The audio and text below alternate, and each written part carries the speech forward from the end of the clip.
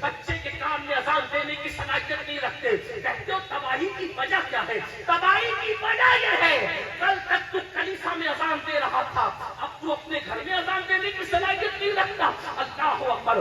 جس قوم کا حال یہ ہو کہ اپنے باپ کا جنازہ خود نہ پڑھ سکے, وہ قوم کیسے ترقی کر سکتی ہے؟ اپنے بچوں کو تم نے بزنس مین تو بنا دیا, کیا اپنے بچوں کو مسلمان بھی بنایا؟ کتنا کم نصیب ہے وہ باپ کہ ساری دنیا جنازہ پڑھے اور اس کا بیٹا اس کا جنازہ نہ پڑھے, تو تمہاری زندگی پر توف افسوس ہے.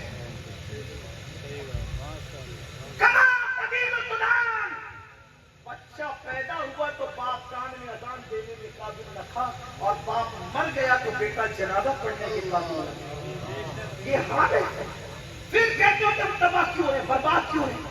کم سے کم علم دین اتنا سیکھو, اتنا علم دین سیکھو, اور اپنی بچیوں کو کہ علم کا ماحول یہ ہو, علم کا ماحول کہ گھر میں بچہ پیدا ہو تو اذان ہم دیں گے, فاتحہ ہم کریں گے, قربانی ہم کریں گے. معاذ اللہ میں علماء سے دور کرنے کی بات نہیں کر رہا, میں آپ کو خود کفیل ہونے کی بات کر رہا ہوں, اپنے پیروں پہ کھڑا کرنے کی بات کر رہا ہوں. اور دنیاوی ایجوکیشن اتنا کہ کم سے کم گریجویٹ ہونا چاہیے ہر بیٹا بیٹی. آپ کہتے ہیں مولانا نوکریاں نہیں ملتی, ہم نوکری کے لیے علم حاصل کب کرتے ہیں؟ ہم نے کبھی علم کا حاصل نوکری کے لیے نہیں کیا, ہم تو صلاحیتیں پیدا کرنے کے لیے علم حاصل کرتے ہیں. ایک ان پڑھ کے کھانے کا انداز اور ایک پڑھے لکھے کے کھانے کا انداز, دونوں میں فرق ہے. ایک ان پڑھ کے بولنے میں, ایک پڑھے لکھے کے بولنے میں فرق ہے. ایک ان پڑھ کے بیٹھنے میں, پڑھے لکھے کے بیٹھنے میں فرق ہے. ایک ان پڑھ کے سوچنے میں, پڑھے لکھے کے سوچنے میں فرق ہے. بتاؤ کتنا فرق ہے؟ سن لیجیے. ایک حجام تھا, اس کے دو بیٹے, ایک پڑھا لکھا تھا, ایک ان پڑھ تھا. توجہ کرو, نوکریوں کے لیے تعلیم نہیں ہے, انسان کو انسان بنانے کے لیے تعلیم ہے. حجام کے دو بیٹے, ایک ان پڑھ ہے, ایک پڑھا لکھا ہے. حجام کے دشمنوں نے حجام کو ذلیل کرنے کے لیے اس کے بڑے بیٹے جو ان پڑھ جاہل کا پوچھا تیرا باپ کیا کرتا ہے؟ کہا میرا باپ حجام ہے, حجامت کرتا ہے. ذلیل کر دیا باپ کو. پھر پڑھے لکھے بیٹے کے لیے بھی منصوبہ بنا, اس سے بھی کسی محفل میں پوچھیں گے کہ تیرا باپ کرتا کیا ہے.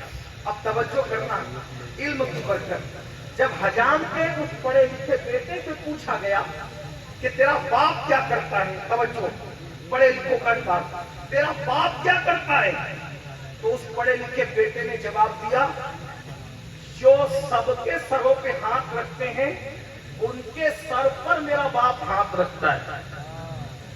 آپ شاید بھی سمجھ پائے ہوں گے, لیکن میں سمجھاتا ہوں. یہ بھی تو پڑھے لکھے نہ ہونے کی علامت ہے.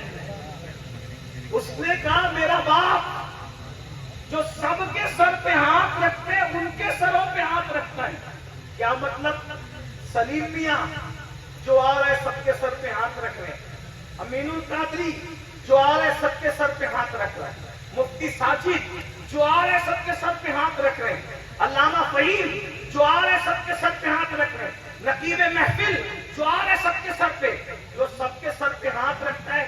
ہمت ہے تم میں سے کسی کی سلیم میاں کے سر پہ ہاتھ رکھ دو؟ ہے نہیں ہے. لیکن یہی سلیم میاں جب بال بڑے ہو جائیں, حجام کی کرسی پہ بیٹھے, نکالا پگڑی اور ہاتھ رکھ کے کرنے لگا ایسے ایسے, پتا چلا جو سب کے سر پہ ہاتھ رکھتا ہے حجام اس کے بھی سر پہ ہاتھ رکھتا ہے. پڑھے لکھے بیٹے نے کہا, یہ نہیں کہا کہ میرا باپ حجام ہے, بلکہ کیا کہا, جو سب کے